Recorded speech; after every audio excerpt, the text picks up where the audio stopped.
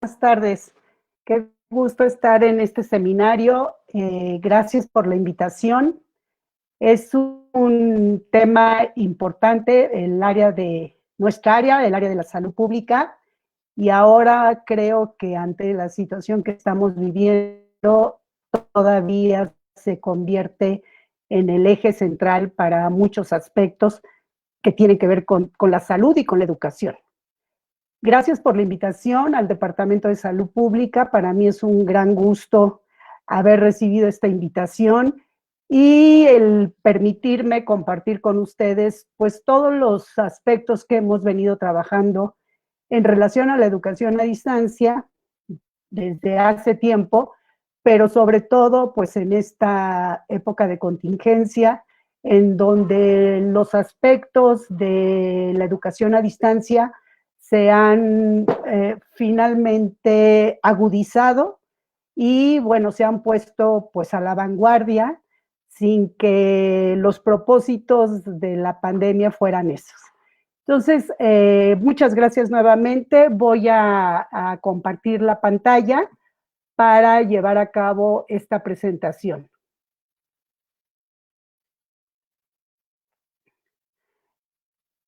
Como primer aspecto, quiero comentarles que he dividido la presentación en 3 momentos, sobre un poco de la historia de la educación a distancia, antes de la pandemia, en el mundo y en México, y posteriormente, pues, en la Facultad de Medicina, y luego, ¿qué hemos hecho ante la pandemia, ante la presencia del COVID-19? Y otra parte que sigue siendo parte de la pandemia, pero que ya está más aplicada hacia el regreso a clases. Entonces, bueno, es importante saber que desde 1969, bueno, la educación a distancia es una cuestión todavía de innovación. Realmente no tiene muchos años, hay experiencias importantes, pero no hay experiencias homogéneas sobre esto y poco, digamos, conocimiento sobre muchos de los resultados.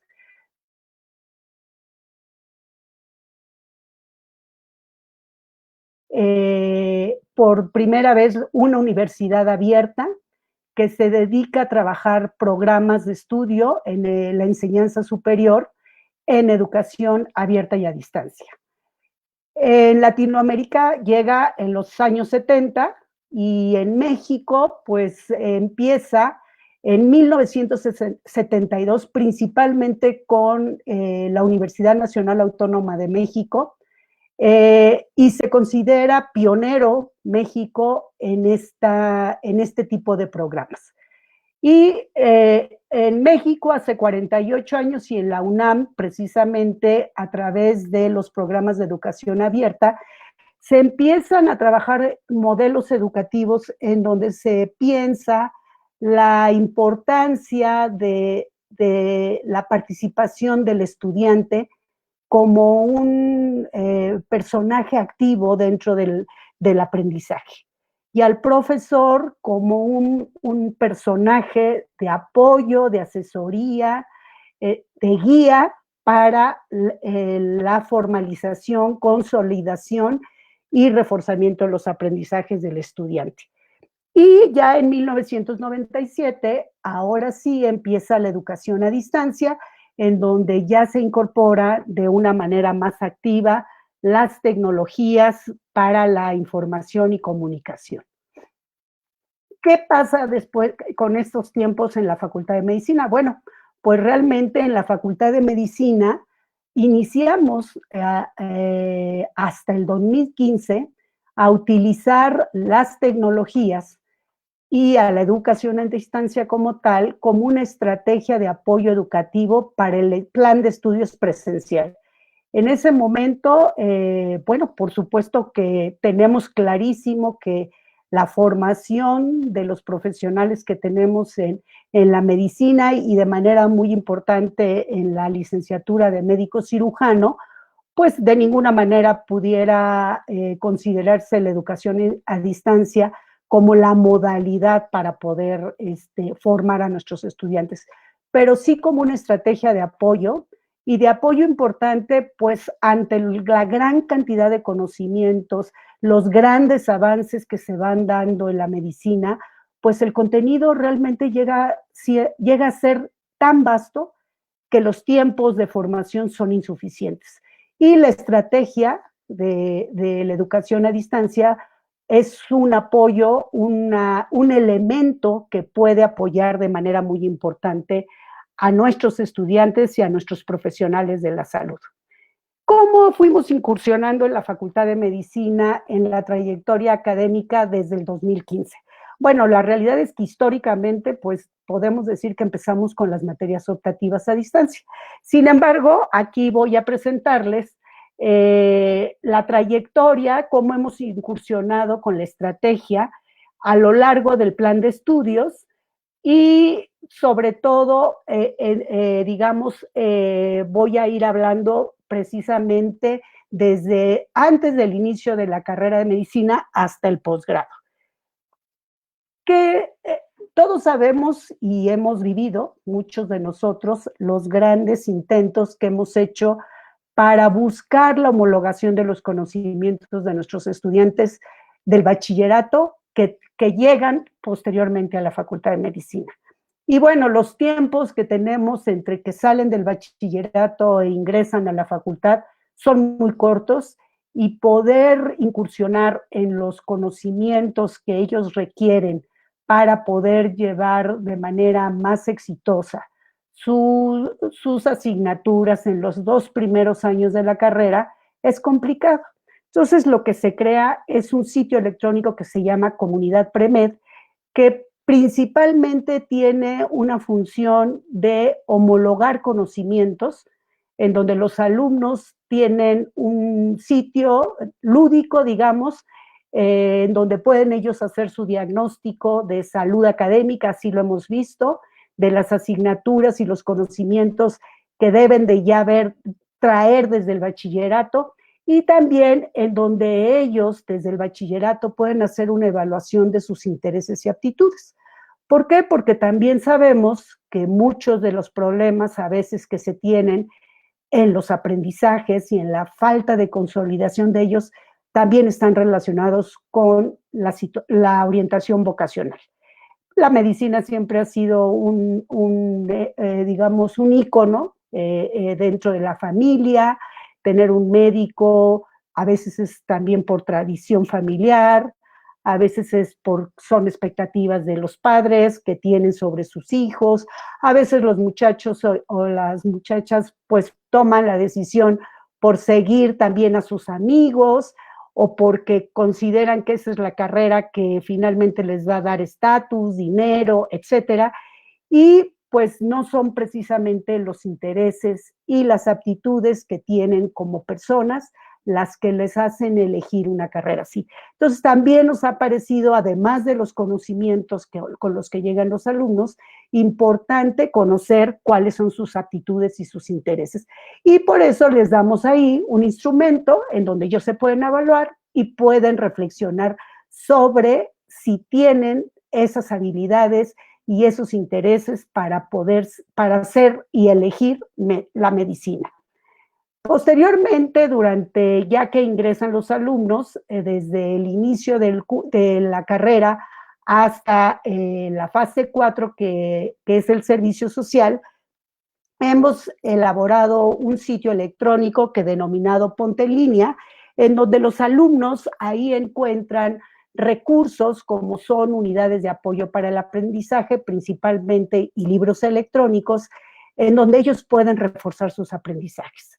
Estas unidades de apoyo para el aprendizaje están elaboradas por los académicos de las diferentes asignaturas, están hechas de acuerdo a los objetivos de aprendizaje que tienen los programas académicos, y son, digamos, unidades, recursos de apoyo permanente.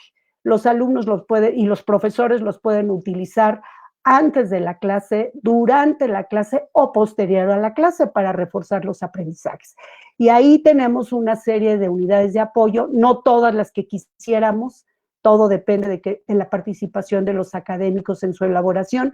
Sin embargo, vamos avanzando de manera importante, de tal manera que llegue el momento en que los alumnos ahí en ese portal denominado Ponte en Línea encuentren todos los materiales necesarios para el reforzamiento de sus aprendizajes. También, bueno, como les mencioné, realmente en el 2015 con lo que nosotros iniciamos fue con las asignaturas optativas, y esto inicia precisamente a solicitud de nuestros estudiantes, sobre todo de áreas clínicas. Los alumnos de áreas clínicas tenían problemas para poder cursar sus asignaturas. Dentro del plan de estudio es obligatorio contar con 2 asignaturas, con los créditos de 2 asignaturas optativas previo al internado, y muchos de los estudiantes de área clínica eran para ellos muy complejo regresar a la facultad a tomar una optativa y coincidir en horarios con las que se programaban. Entonces, a partir de esto, en el Consejo Técnico se solicitó se hicieran cursos con estas características, y ahí fue donde iniciamos, y creemos que ha sido una gran experiencia y también muy exitosa. Que tenemos la evaluación de todo esto, pero bueno, no es el momento de presentarlo, y en cualquier momento que quisieran conocer cómo ven los alumnos la educación a distancia y cómo ven a los asesores, los alumnos que trabajan en esto, que es algo muy importante en la consolidación de los aprendizajes, sería también a lo mejor un buen pretexto para volver yo a estar con ustedes y presentárselos.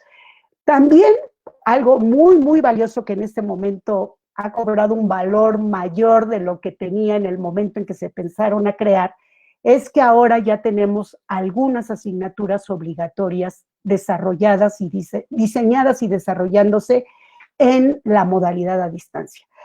Este proyecto nace por otras razones, no nace por condiciones de la pandemia, ni tiempo nos hubiera dado quizá para tenerlo listo.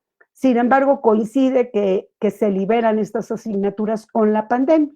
El propósito inicial de estas asignaturas fue dar la posibilidad a nuestros estudiantes de intercambiar programas académicos en otras universidades e inclusive en otros países. ¿Sí? Esto fue principalmente hecho para la movilidad académica. Nuestros estudiantes tenían solamente la posibilidad, bueno, tienen porque todavía no inicia, apenas se están liberando estas asignaturas, pero tienen solo la posibilidad de hacer estas estancias académicas fuera de la facultad en el internado, porque ya no hay que cubrir créditos de asignaturas. Y bueno, pues las asignaturas que conocemos todos, pediatría, ginecología, medicina interna, esas existen en todos los programas de áreas clínicas, pero estas asignaturas como es epidemiología clínica, antropología médica, historia y filosofía de la medicina, etcétera, pues no existen en todos los planes de estudio. Entonces, por eso inicia este proyecto, y finalmente, pues ante el propósito de la movilidad académica, ahora podemos ofrecer cursos también a los alumnos estructurados pedagógicamente, organizados de acuerdo a los programas académicos, a nuestros estudiantes en esta pandemia. Hemos participado también apoyando los cursos extracurriculares a distancia con los cursos PAEA. Aquí también ha sido un buen ejercicio, dado que los alumnos, pues como saben ustedes, en los cursos PAEA llevan todas sus asignaturas y se agregan algunas otras más para fortalecer algunas áreas, sobre todo las de investigación, que son de interés de este proyecto. También hemos trabajado a lo largo de toda la trayectoria de la licenciatura un programa de inglés que no solamente vaya encaminado a lograr la comprensión de lectura, sino las 4 habilidades, tanto las auditivas, la oral, la de comprensión y la de lectura, importantes en un médico. ¿Por qué? Pues cada vez nos enfrentamos más a la información en inglés, los alumnos tienen interés en participar en eventos, etcétera, y el programa de inglés se ha podido llevar a cabo también en esta modalidad y los alumnos tienen un interés importante en tener el acceso a estos cursos y lo han tomado de manera importante.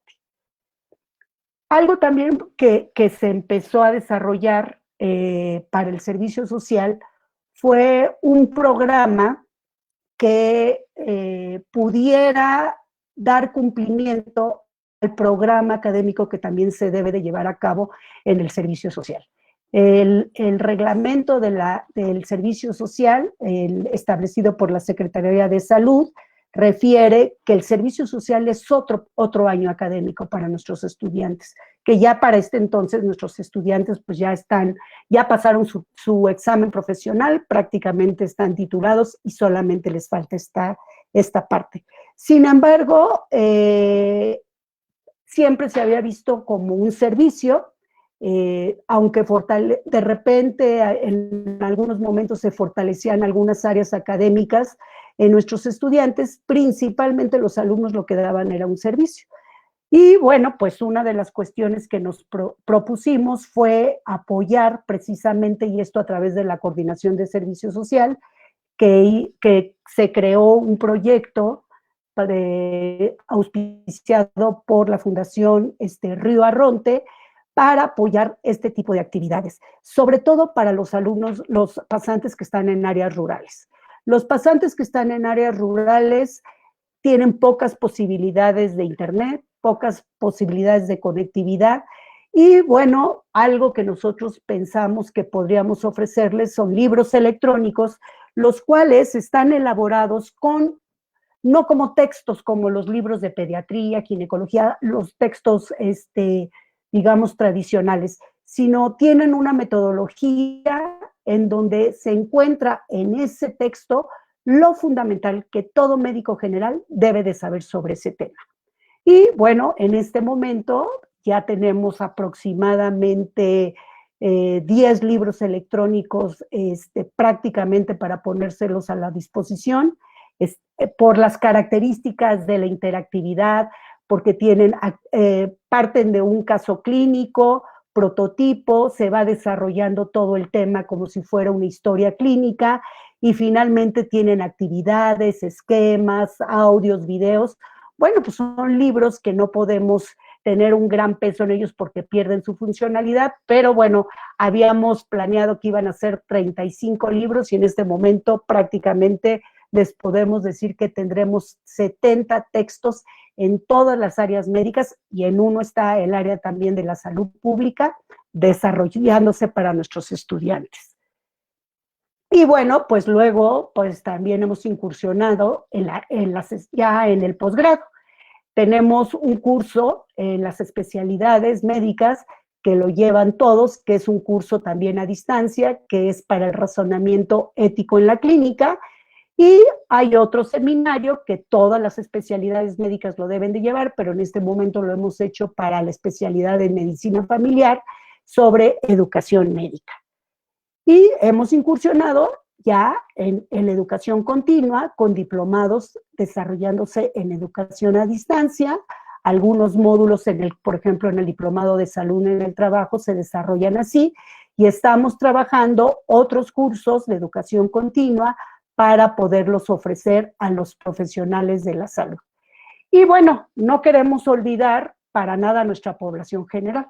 Entonces aquí también hemos incursionado con temas importantes para la población general y sobre todo con el enfoque de la promoción de la salud y de la prevención. Entonces ahí tenemos unos cursos denominados Aprendo Más, en donde el Departamento de Salud Pública ha participado importantemente y que están trabajados con el lenguaje adecuado para nuestra población, para que puedan llevar a cabo acciones de promoción, de prevención, y bueno, pues todo esto está abierto para quien quiera trabajar con nosotros y apoyar el desarrollo de la educación a distancia en toda esta trayectoria. Bueno, pero esto se hizo antes de que iniciara la pandemia. Entonces, con esta experiencia, pues cuando empieza la pandemia, precisamente, pues el SUAYED, ¿no? La Secretaría del Sistema Universitario Abierta de Educación a Distancia de la Facultad de Medicina, pues tiene que apoyar con la experiencia que se tiene para trabajar todo lo que viene en la pandemia, porque de veras fue sorpresivo lo que empezamos a enfrentar. Y bueno, pues entonces la pandemia no ha sido solamente una situación de nosotros, ha puesto al mundo frente a la necesidad de cambiar grandes modelos, situaciones complicadísimas, económicas, laborales, familiares, y de esto no ha sido ajeno los modelos educativos.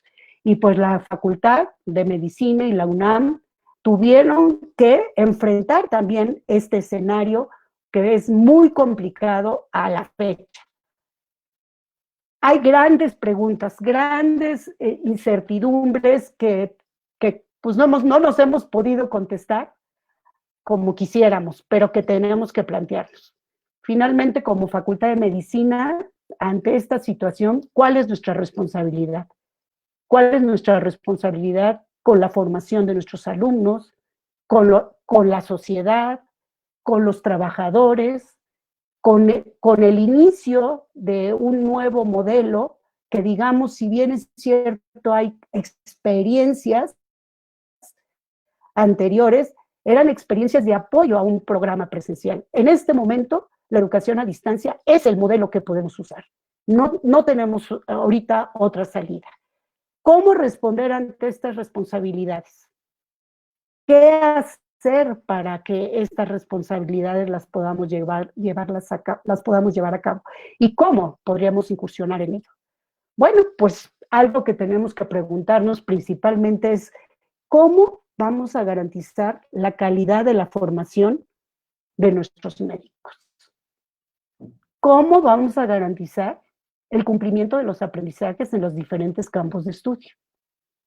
¿Cómo vamos a garantizar que continúe la interacción social entre toda la comunidad en donde nuestros alumnos se desarrollan?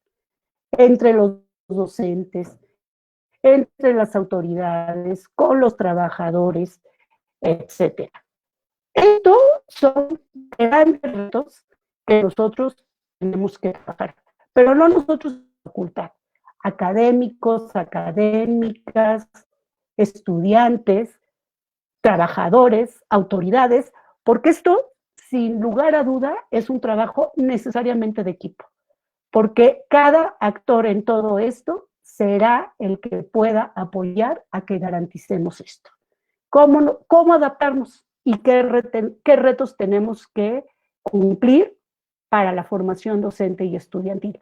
Porque no solamente tenemos el problema de la formación de los estudiantes, sino también los docentes. Los docentes también necesitamos formación al respecto.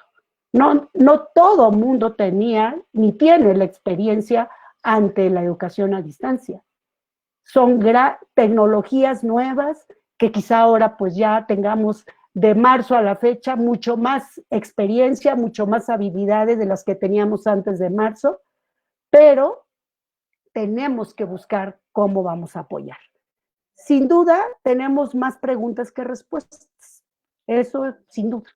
Lo cierto que sí tenemos en este momento es que la situación actual no nos permite llevar a cabo clases presenciales, estudio en bibliotecas, formación en laboratorios, asistencia a quirófanos, formación en los servicios de salud y prácticas en la comunidad.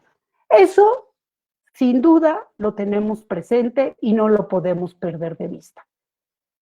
Es fundamental entonces con todo ello, pues retomar la experiencia que les comenté que hemos tenido en la facultad y que existe en el mundo, en Latinoamérica y en México y en particular en la UNAM, de 48 años de trabajo en programas de educación a distancia y abiertos, y enfrentar este escenario inédito, por lo menos para nosotros y en este ciclo, porque seguramente antes con las grandes epidemias, pestes, situaciones similares se vivieron, aunque no con los avances en el conocimiento y la tecnología que ahora tenemos. Como decía, pues la universidad, ¿verdad?, ha venido trabajando una propuesta para incorporar la combinación de actividades presenciales, a distancia y virtuales.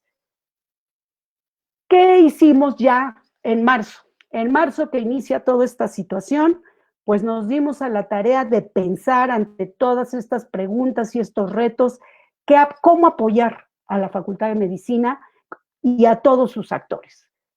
Bueno, pues lo primero que empezamos a desarrollar fue este portal que se llama Meditip, que seguramente pues muchos lo conocen. Es un portal que se organizó para que pudiéramos tener apartados para los estudiantes, para los académicos y académicas, para los profesionales de la salud y para el público en general. ¿Por qué? Porque lo que no debemos perder de vista es ese vínculo que nosotros como Facultad de Medicina tenemos con la sociedad y con todos los profesionales que participan en ella. Entonces, pues había muchas situaciones que estábamos viviendo en ese momento. Una era nuestros estudiantes en el primero y el segundo año de la carrera estaban terminando las clases, los de área clínica estaban empezando, otros iban a la mitad, y bueno, había que tener contacto con los alumnos porque en menos de una semana del estar en forma presencial nos tuvimos que ir a distancia, nos tuvimos que ir todos en línea. Y bueno, ¿cómo nos vamos a comunicar con los estudiantes? ¿Cómo van a saber cuáles son las fechas de exámenes? ¿Cómo van a recibir sus asesorías? ¿Cómo van a tener contacto con la facultad? Bueno, se crea precisamente para eso Meditip. Lo mismo pasó con los académicos y académicas, pero ahí los académicos y académicas estaban enfrentando el término de clases en donde algunos tenían que ponerse en contacto con sus alumnos para terminar sus clases, y las herramientas digitales pues no estaban muy claras todavía para ellos, y había que darles ahí tutoriales, guías, textos, para apoyar que esta docencia que tenían que terminar, concluir con sus estudiantes, no se viniera abajo, no se desplomara. Y también acciones también de avisos, de dar a conocer aspectos importantes sobre lo que iría sucediendo a lo largo de este tiempo del periodo escolar que aún todavía no terminaba. Pero lo mismo tuvimos que trabajar para áreas clínicas, en donde ellos seguían con clases, y los alumnos tendrían que tener también conocimiento, los médicos que daban sesiones allá y que también estaban teniendo problemas muy complicados porque tenían que estar enfrentando la situación de salud y también terminar las clases con sus alumnos o continuarlas, pues apoyarlos en ese sentido. Y también, pues los profesionales de salud necesitaban información sobre qué estaba pasando con el COVID, cómo podían ellos enfrentarlo, había poco conocimiento de qué estaba pasando con el virus, cuánto duraba, los periodos de incubación. O sea, eran muchas las incertidumbres, y bueno, por eso trabajamos también este apartado.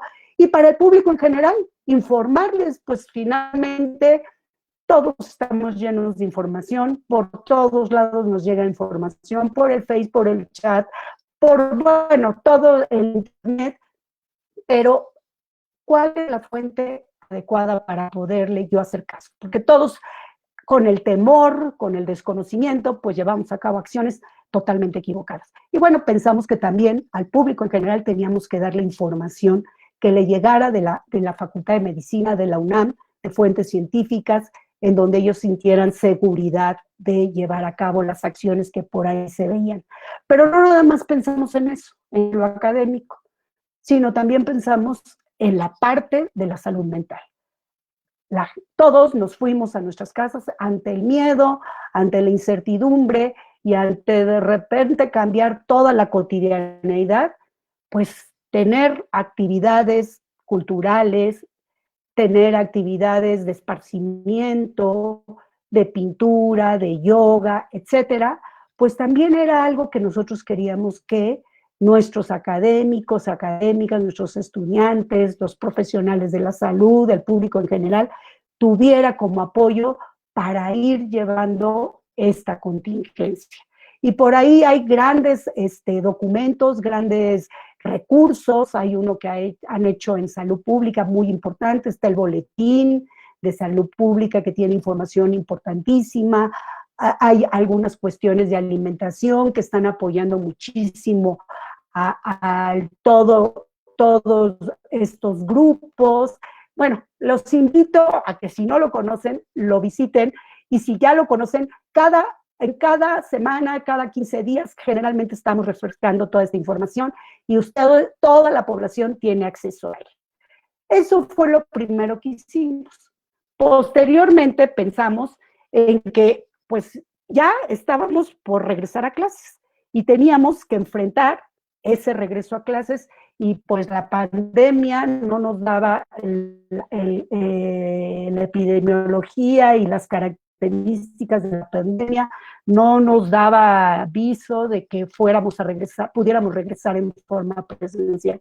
Entonces preparamos un espacio en Meditic que se denominó Hacia la Docencia en Línea, que es una iniciativa en donde lo que quisimos ir preparando, sobre todo a nuestros académicos y académicas, en los diferentes momentos para llegar a las clases ya con algo mucho más organizado sobre los contenidos académicos, pero principalmente con las habilidades tecnológicas para que pudieran transmitir esto con sus estudiantes.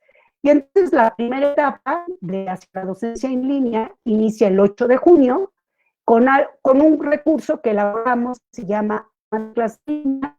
Es un recurso autodidacta en donde vienen las herramientas digitales y las aulas virtuales y los recursos con los que cuentan para poder organizar una clase en línea, ya sea de forma sincrónica o asincrónica. Ahí van a encontrar cómo pueden utilizar un pizarrón virtual, cómo pueden pasar asistencia, cómo pueden abrir la sesión, cómo pueden comunicar a sus alumnos cómo va a ser la sesión, cómo armar un curso en un aula asincrónica para tener ahí los materiales y que sus alumnos tengan, digamos, un acervo de contenidos y de desarrollo del curso en un aula asincrónica, etcétera. También por el Departamento de Informática Biomédica se han estado ofreciendo asesorías digitales. Cuando entraban a Arma tu Clase y empezaban a haber dudas, bueno, el Departamento de Informática Biomédica, a través de una asesoría digital, apoyaba en cuestiones puntuales y apoya, porque esto sigue trabajándose hasta la fecha. Para ese entonces teníamos también que desarrollar algo más guiado, ya que nuestros académicos y académicas iban incursionando en las herramientas, pues muchos de ellos decían, bueno, pues yo ya quiero algo más guiado, quiero que me apoyen en forma más organizada para esto, para poder llegar a trabajar mi curso de docencia, mi curso en línea. Bueno, pues se hace un taller de introducción a la docencia en línea. Sin embargo, había ya varios profesores, todo esto lo fuimos haciendo por encuestas, que ya tenían conocimientos de esto y querían, obviamente, algo más dirigido a la didáctica a distancia y a la evaluación. Entonces, posteriormente se abren también talleres de didáctica y evaluación que aún hasta la fecha se siguen desarrollando para quienes los quieran tomar. Y bueno, en este momento, digamos, a partir del 17 de agosto, consideramos que los académicos y académicas, ya habiendo llevado estas etapas, pues ya era necesario, porque próximamente el 21 de septiembre para los de segundo año y el 28 de septiembre para los de primer año, empezaremos con nuestra docencia. Y pues una cosa es conocer cómo se abre una sesión de Zoom o cómo mando una conexión, y otra cosa es ahora cómo lo imparto. Entonces, pues era muy importante considerar para los académicos el diseño de los contenidos académicos en un aula virtual. Y bueno, para ello hicimos precisamente ahí en Hacia la Docencia en Línea, tenemos un recurso que es un programa académico que es una estructura general de un curso que puede apoyarlos para organizar el contenido en una aula virtual asincrónica. ¿Por qué hemos considerado el aula virtual asincrónica como una opción importante? Bueno, pues ahorita voy a seguir con una serie de aspectos que no tenemos claro, pero lo único que sí tenemos claro en este momento es que nuestros estudiantes están esperando formarse como médicos y nuestros profesores tienen todo el interés para apoyar esa formación. Entonces, bueno, algo que nosotros quisimos elaborar para poder apoyar esta organización fue esta estructura general de un curso en línea, en donde hemos puesto como énfasis que lo más importante de esto es la secuencia de estudio, no las tecnologías de la información y la comunicación, porque a veces creo que ya nos estamos yendo más al uso de las tecnologías y no tanto al logro de los aprendizajes. No, las tecnologías no son el fin, las tecnologías son el medio, son el componente metodológico para la generación del aprendizaje significativo.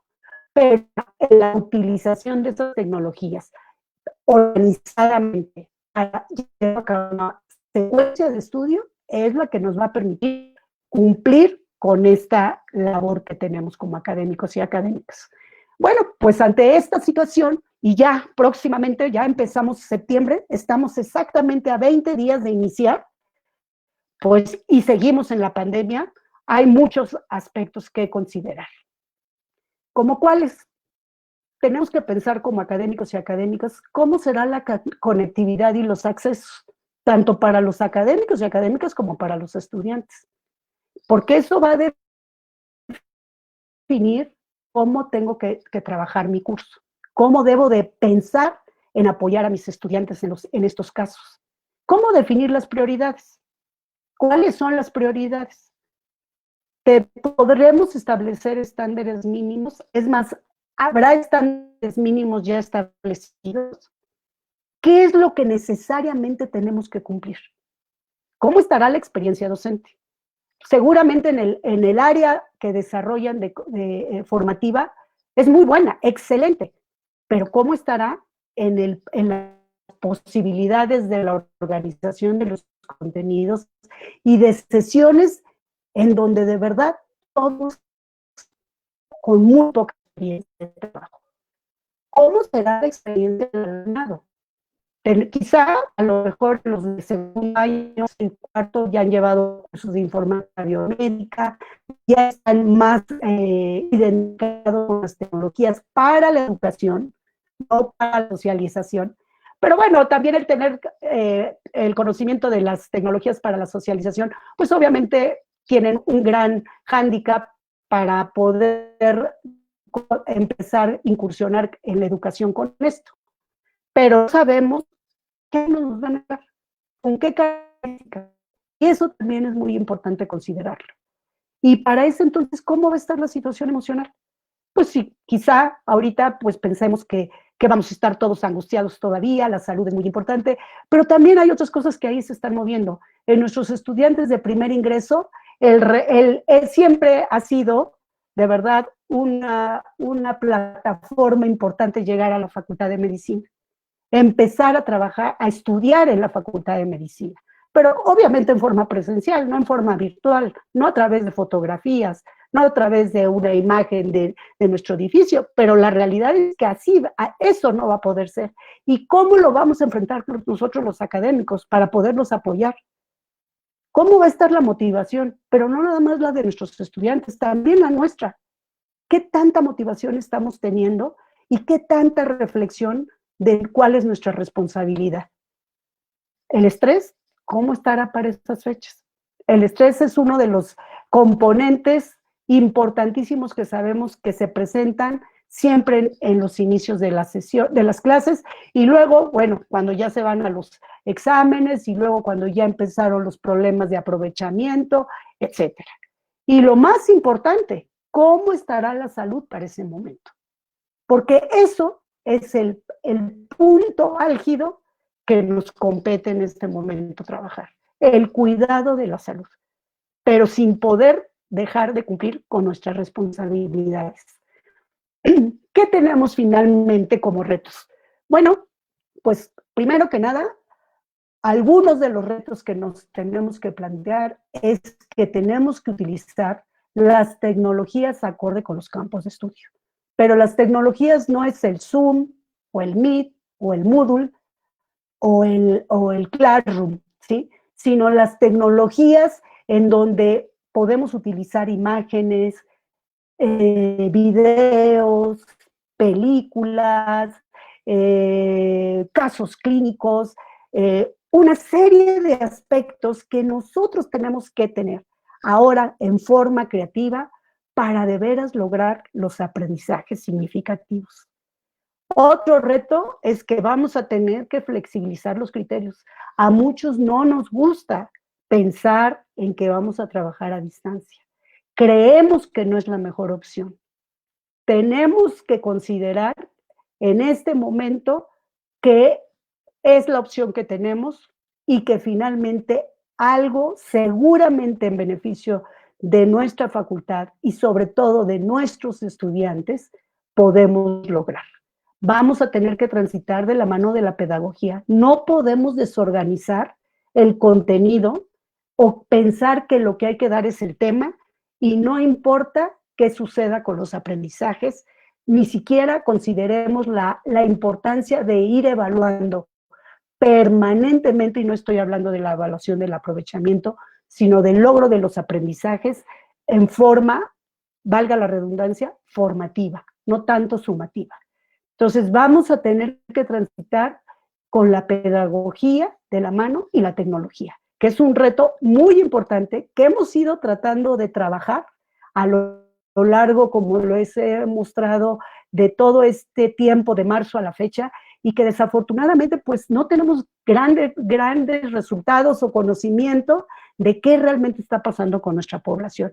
Y como último punto, pues lo que más nos importa es lograr que las estrategias educativas respeten el derecho a la educación, respeten el derecho a la salud, sin perder de vista en ningún momento la equidad. Esto es un reto realmente complicado, realmente complejo. Hemos estado pensando en que todos nuestros estudiantes, nuestros profesores, tienen el acceso a la tecnología. Y quizá, pues sí, las encuestas nos dicen que sí tienen al menos celular. Pero lo que no sabemos es si este celular les va a dar la posibilidad de trabajar en él, si este celular lo tengan que compartir. No sabemos si dicen que sí tienen una computadora, con lo que está sucediendo a nivel familiar, en donde los niños estudian en línea, los papás, padre y madre trabajan en línea, los jóvenes hay 2, 3 que también estudian en línea, si los horarios van a ser compatibles o no para poder compartir esos dispositivos con los que cuentan. Sí, esto lo tenemos que pensar. Y nosotros como académicos tenemos una gran responsabilidad. ¿Por qué? Porque tenemos que ofrecer alternativas a nuestros estudiantes para lograr que de verdad se cumpla con nuestra responsabilidad y con su formación. Bueno, pues con esto yo termino y les diré pues que continuaremos trabajando. Estamos pensando en los cambios que se vengan posteriormente, quizá empezar a trabajar, no sabemos para esas fechas, no sabemos qué pase por lo menos de aquí a que termine el año, este año, no el año escolar, sino el año, en diciembre, si seguiremos así, si ya podremos empezar con sana distancia a incorporar en algunos laboratorios o con los simuladores, alumnos, no lo sabemos. Lo único que sí les puedo decir es que vamos a continuar trabajando y esto nos incluye a todos desde el punto de vista académico, desde el punto de vista estudiantil, desde el punto de vista de los trabajadores administrativos y, por supuesto, a nuestras autoridades apoyando para que podamos lograr lo que nosotros tenemos bajo nuestra responsabilidad. Muchas gracias y gracias por su atención.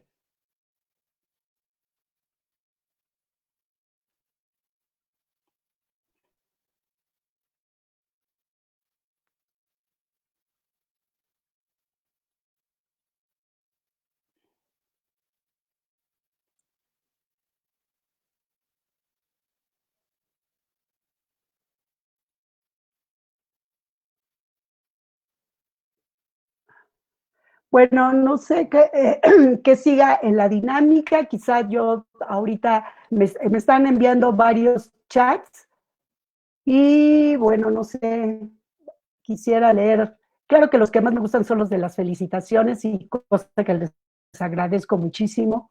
Créanme que es un gran estímulo, una gran motivación el sentir que ustedes esto lo sientan como útil, más que otra cosa, pero quisiera ver alguna pregunta.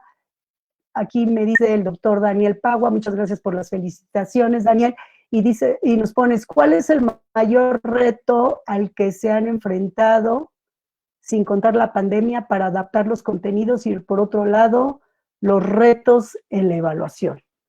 Bueno, sin contar la pandemia, el mayor reto es el convencimiento, sobre todo de los académicos, de que esta es una buena opción. Por supuesto que hay áreas académicas en las que se puede, hay campos de estudio en los que esto se puede hacer, hay campos de estudio en que no, en que más bien necesitamos cuestiones híbridas y necesariamente tenemos que combinar porque esto nos puede apoyar para poder consolidar mejor los aprendizajes. Ya sabemos que hay un gran contenido en los programas académicos. Los tiempos que se tienen en el plan de estudios, pues no son suficientes para el gran conocimiento que deben de ir adquiriendo nuestros médicos. Pero apoyar con este tipo de recursos, flexibilizando la manera de impartirlo, en lugar de que sea a través de una sesión presencial, quiera ser a través de un video, de una infografía, de un documento que tenga interactividad, en donde el alumno vaya llevando a cabo una serie de actividades de autoevaluación, etcétera, puede ayudar muchísimo a los aprendizajes. ¿Qué es la parte que creo que ha sido más difícil? Que parece que los modelos desde hace mucho tiempo hablaban de cambiar el papel del alumno y del profesor, de la alumna y de la profesora también, ¿sí? ¿Cómo? Pues haciendo que el alumno tuviera un papel más activo en su aprendizaje y el profesor dejara de enseñar y pasara a la parte de la motivación para el logro de los aprendizajes y la guía. Esto se dice desde hace mucho tiempo. Cuando llegamos a las clases, a veces nuestros estudiantes prácticamente nos están pidiendo, usted dé la clase y yo voy apuntando.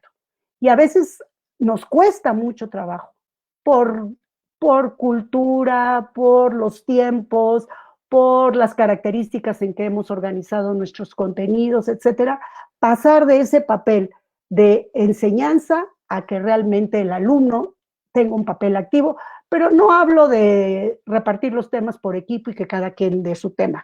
No, eso no es precisamente el papel activo del alumno, sino el papel activo del alumno en donde tenga un tema, prepare, se haga un debate, se haga un foro, etcétera, y los alumnos vayan mostrando sus aprendizajes y vayan aprendiendo unos de otros. Y para la evaluación, pues yo les diría que pues hay muchos aspectos que tenemos que ir cubriendo.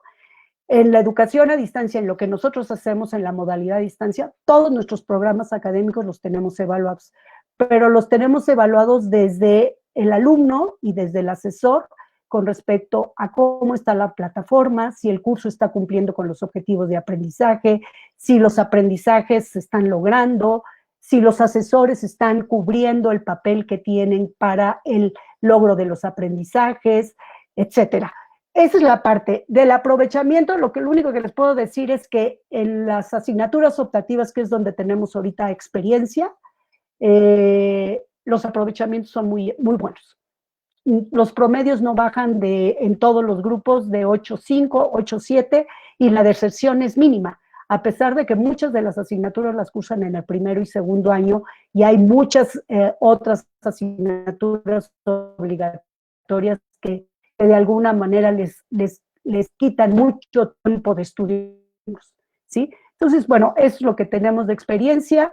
Y bueno, pues algo que les puedo decir en este momento, estamos empezando, el Departamento de Salud Pública es el pionero con la asignatura, ustedes lo deben de saber, de Epidemiología Clínica y Medicina basada en las evidencias en la modalidad a distancia.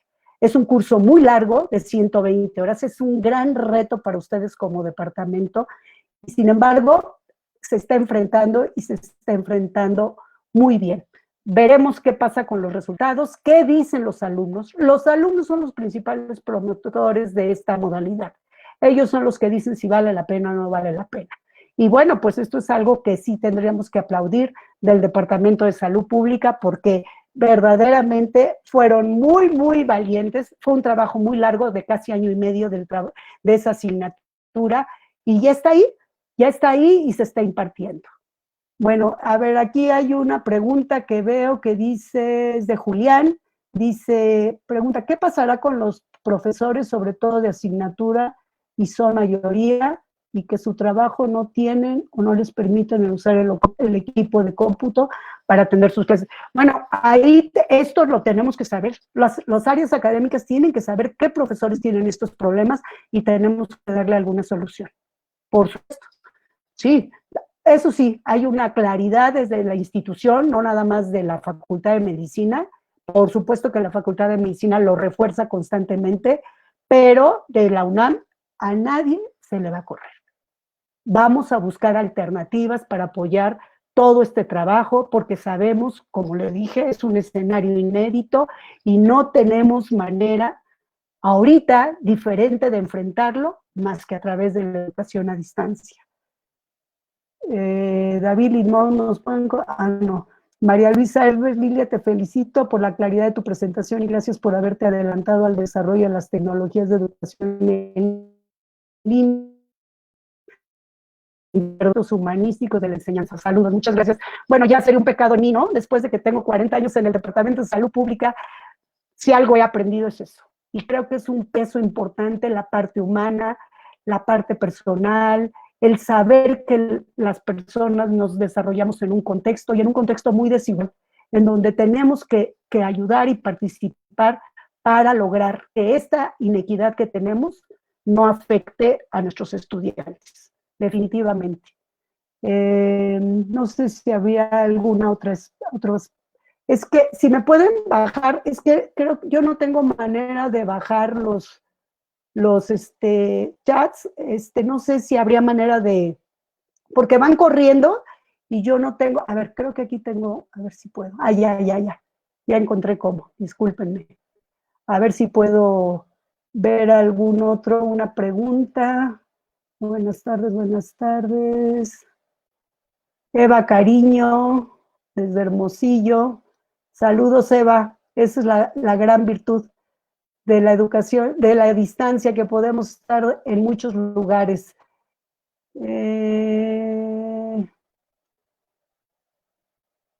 Puedo tomar Griselda García, dice que si puede tomar los talleres de didáctica y evaluación a distancia. Sí, por supuesto. Si es académico, todos los académicos están matriculados en Meditip, y es cuestión de que se meta hacia la docencia en línea y se registre para poder tomar los talleres que quiera. Por supuesto, y estarán abiertos permanentemente.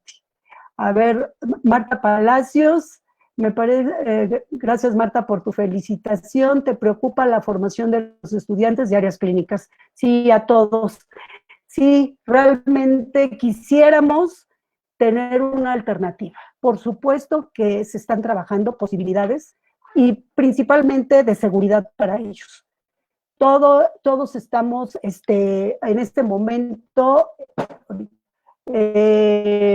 trabajando en la área clínica para ver qué posibilidades vamos a tener, o inclusive hemos estado pensando un ciclo teórico y en regreso poder cubrir al 100% lo práctico. Pero esto que les estoy diciendo no es un hecho, son situaciones que hemos ido pensando, y que bueno, creo que personas como ustedes, con esta visión integral de lo que debe de ser la formación, y también creativa, porque creo que si algo tiene el Departamento de Salud Pública, hay mucha creatividad, pudieran apoyar con algunas ideas para esto. Sí es un reto muy grande, creo que es de los retos más importantes que tenemos y de las mayores preocupaciones. Creemos que la teoría podemos irla cubriendo porque existe la experiencia, Y lo que falta a lo mejor es nada más tener seguro la organización de las secuencias de estudio. Pero la práctica es algo que todavía no hemos logrado ver. Por ejemplo, les puedo decir como ejemplo, cirugía, el departamento de cirugía tiene ya videos de procedimientos para cómo hacer el lavado de manos, asepsias, antisepsias, algunos puntos, algunos procedimientos quirúrgicos, pero son a través de videos, o sea, para que el alumno vaya entrenando ese tipo de procedimiento, pero no va a haber más que hasta que lo haga. Y es lo mismo que estamos viviendo con todo. Los simuladores son otra opción, se están pensando tener prácticas con los simuladores con sana distancia, irlo haciendo de manera cronológica, pero la opción de estar con el paciente es ineludible y eso tendremos que buscar la manera en que se pueda lograr. ¿Por qué? Porque también, además de la seguridad de nuestros alumnos, necesitamos la seguridad de los pacientes. Por supuesto, no podemos estar también nosotros yendo porque no sabemos qué está pasando también en las familias, en la sociedad, en el vínculo, con los vínculos que nosotros tenemos, y también la seguridad del paciente está de por medio. Es muy complejo y ojalá que ustedes nos pudieran apoyar para saber qué podemos hacer. Ay, perdón, Marta, es que dice, es que es muy largo, yo doy clases en cuarto y los alumnos están decepcionados por haber llevado pediatría y otras materias en línea, sobre todo por falta de contacto con pacientes. Pues sí, sí, claro. Y ante el desconocimiento de la tecnología lo ponen a exponer. Y muchas y muchos profesores nos habíamos dado clases a distancia, no habíamos dado clases a distancia, algunos nos esforzamos y algo hemos aprendido, pero me parece que esto no está practicando de igual manera en el área clínica, claro. Esto es una limitación importante para la adquisición del aprendizaje significativo y la formación. Sí, definitivamente. Nosotros hemos tratado de apoyar principalmente porque los de área clínica seguían en clases cuando nosotros estábamos terminando y hemos tratado de apoyar con todas las tecnologías, las herramientas digitales, ¿no? Pero sí también se han presentado muchas complicaciones y bueno, también lo que sí les quiero decir es que también depende mucho del académico. El académico, si no se pone a trabajarlo, no lo practica, hemos por eso elaborado todos estos tutoriales, todas estas asesorías digitales, estos talleres, porque la única manera que sí tenemos claro de aprender es haciéndolo. Podríamos dar sesiones teóricas de cómo abrir una sesión y hasta que no va uno solito y la abre y ve dónde copia la invitación y ahora cómo la envío, es como se aprende. Pero sí, tienes toda la razón, Marta, y pues seguimos trabajando en eso y ojalá nos ayuden. Bueno, muchas felicitaciones, muchas gracias del doctor Nava, por supuesto que lo tomo muy en cuenta. Margarita López, ay, es que busco preguntas, pero no encuentro más, no sé si hay alguna más. Felicidades. Bueno, la doctora María Luisa Herbert me pregunta que qué hemos pensado en cuanto a los estudiantes que no tienen la posibilidad de estudiar en línea.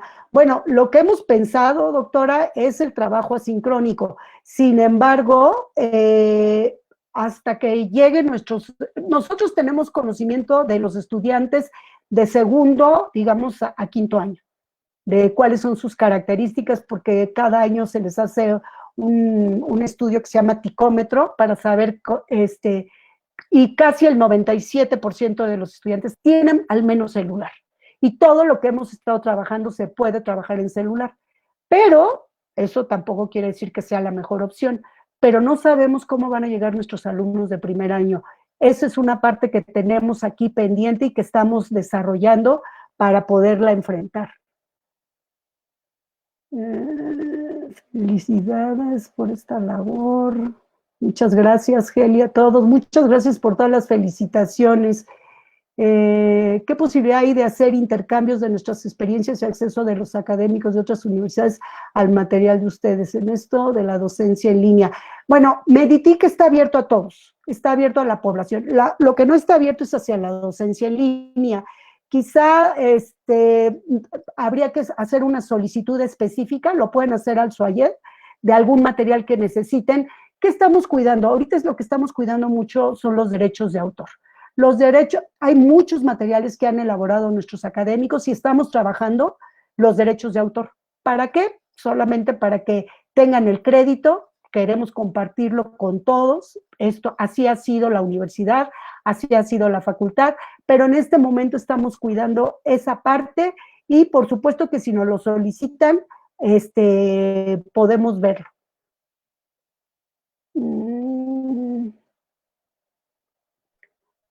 Bueno, pues es que en realidad ahí,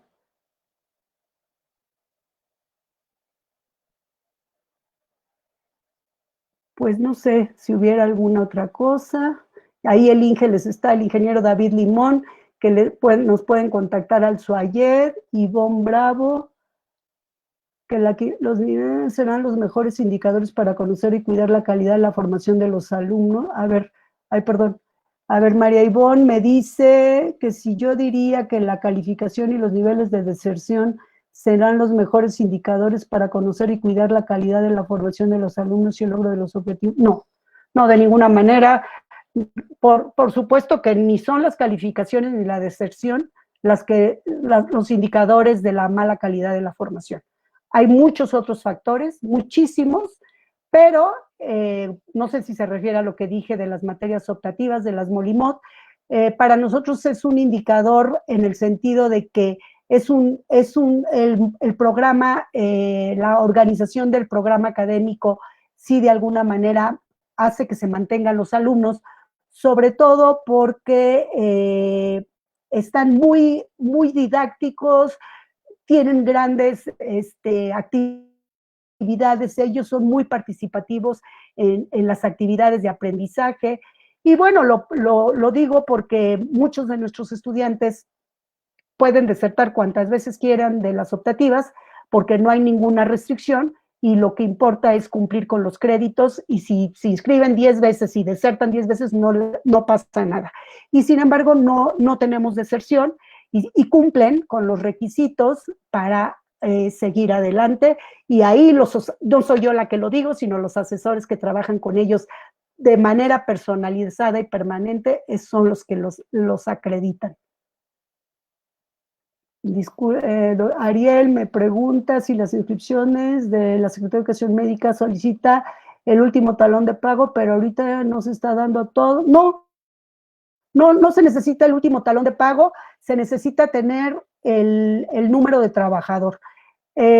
Cuando no están matriculados en el portal de Meditic, los profesores que no están matriculados, por favor, nos los hacen saber para matricularlos. A veces la Secretaría de Educación Médica, para poderlos registrar inmediatamente, si es que ya va a empezar el curso, les pide el talón de pago para tener digamos, un aval de que son profesores de la facultad, pero no es necesario el talón de pagos, y si hay alguien que quiere inscribirse, nada más por favor solicítelo y lo matriculamos con su número de trabajador.